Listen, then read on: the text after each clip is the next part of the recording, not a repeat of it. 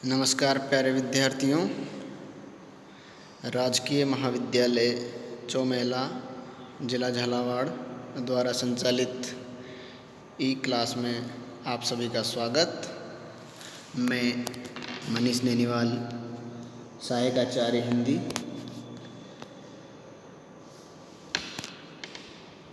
हमारा ये वीडियो स्नातक द्वितीय वर्ष के लिए कोटा विश्वविद्यालय में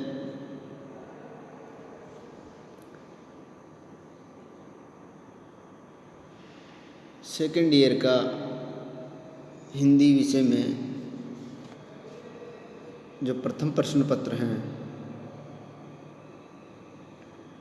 रीति काव्य से संबंधित, उसका दूसरा अध्याय बिहारी रत्नाकर हैं, जिसमें बिहारी जी की प्रसिद्ध रचना सतसई पर श्री जगन्नाथ दास रत्नाकर द्वारा लिखी गई प्रसिद्ध टीका बिहारी रत्नाकर के कुछ चुनिंदा दोहों को शामिल किया गया है।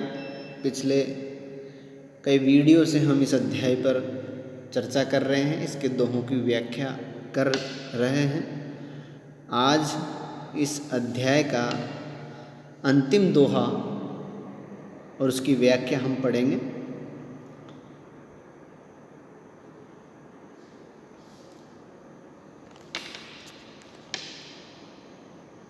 बिहारी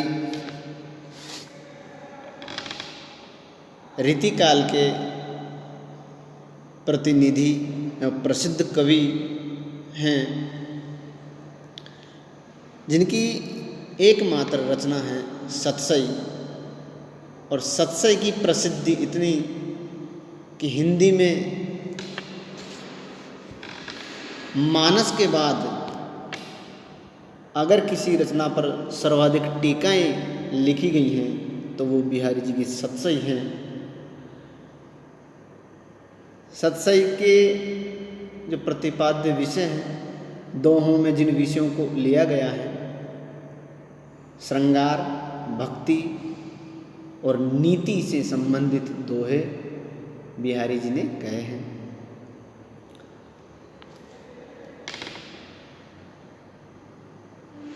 इस अंतिम वीडियो में इस अध्याय से संबंधित जो दोहा लिया गया है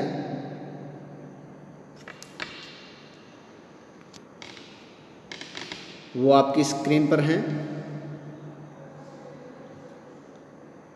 दोहा इस प्रकार से हैं। सघन कुंज छाया सुखद, शीतल सुरभि समीर, मनु वे जातु अजों वहे, उही जमुना के तीर।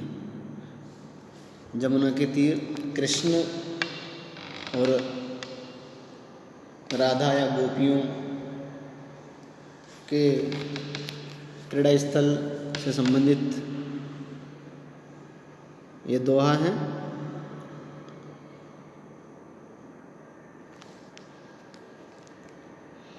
सुरभि यानी सुगंधित, समीर पवन, मनु यानी मन, वे यानी हो जाता है, वे जातु यानी हो जाता है, अजों यानी आज भी, अब भी, वह यानी वही,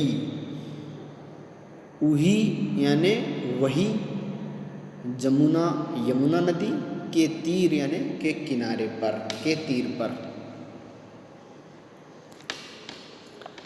यह दोहा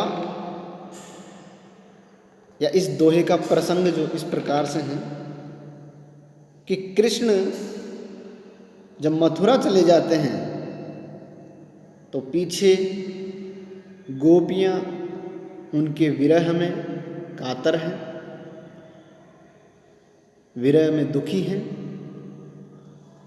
और वे आपस में बातचीत कर रही हैं।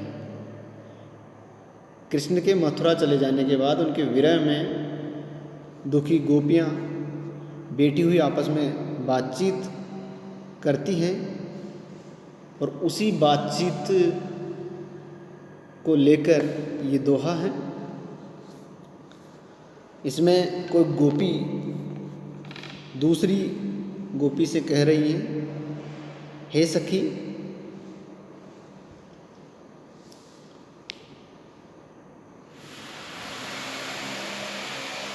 श्री यमुना जी यानी यमुना नदी के किनारे पर जहाँ श्री कृष्ण के साथ कभी विभिन्न विहार किए गए थे, जिस यमुना के किनारे पर कभी श्री कृष्ण के साथ गोपियों ने विभिन्न क्रीड़ाएं विहार किए थे, अब भी या आज भी जबकि कृष्ण उपस्थित नहीं हैं, मथुरा चले गए हैं, फिर भी जो मन है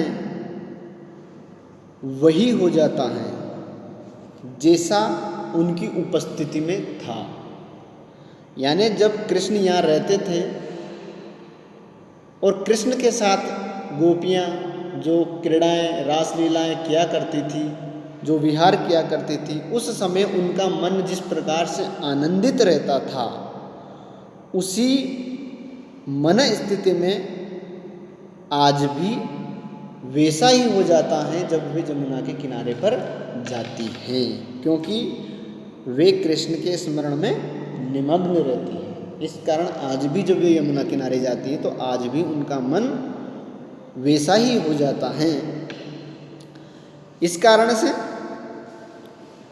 सघन कुंज छाया सुखद शीतल सुरभि समीर, इस कारण से जो सघन कुंजों की छाया और जो सुरभि समीर, जो सुगंधित हवा है, ये इनको सुखद और शीतल लगती हैं। जबकि कृष्ण अब अनुपस्थित हैं, अब नहीं हैं, तो उनके विरह में जो कुंज हैं और उनकी छाया और सुरभि समीर, सुगंधित हवाएं, ये विरह में दुखद और तापकर प्रतीत होते हैं। विरह में न कुंजों की छाया अच्छी लगती है और न ही समीर सुगंधित या शीतल प्रतीत होती हैं, क्योंकि विरह में ये सुखकारी वस्तुएं, ये स्थितियाँ अधिक ताप देने वाली प्रतीत होने लगती हैं विरह की अवस्था में। लेकिन यहाँ ऐसा न हो करके इसका उलट हो रहा है, यानी ये स्थितियाँ भी विरह में सुखकारी या शीतलता देने वाली ही हो रही हैं, क्योंकि उस यमुना के किनारे पर उनका मन आज भी वैसा ही हो जाता है जैसा कृष्ण की उपस्थिति में होता था। तो यहाँ अर्थ में एक विशेष प्रकार का गुण है, ये व्यंजना है और आर्थी व्यंजना, अर्थ में चमत्कार है, क्योंकि विरह में जो वस्तुएं भी दुखद या विरह अवस्था में जो वस्तुएं जैसे छाया है, हवा है, ये सुखकारी या शीतलता देने वाली न हो करके ताप देने वाली या दुखकारी होती हैं, लेकिन स्थिति यहाँ ऐसी नहीं है। विरह में भी ये गोपियों को सुखद और शीतल ही प्रतीत हो रही है, क्योंकि यमुना के किनारे पर जाते ही उनका मन वापस वैसा ही हो जाता है जैसे कृष्ण की उपस्थिति में होता था।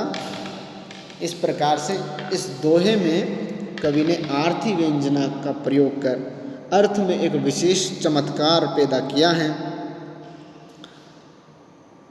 इस अध्याय का अंतिम दोहा था। इसके बाद अब हम आगे के वीडियो में किसी अगले अध्याय पर चर्चा करेंगे, अन्य कविताओं की व्याख्या करेंगे।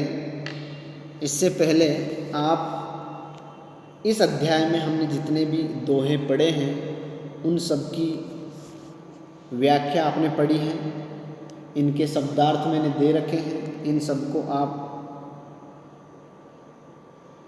अपनी अलग नोटबुक में उतार लें।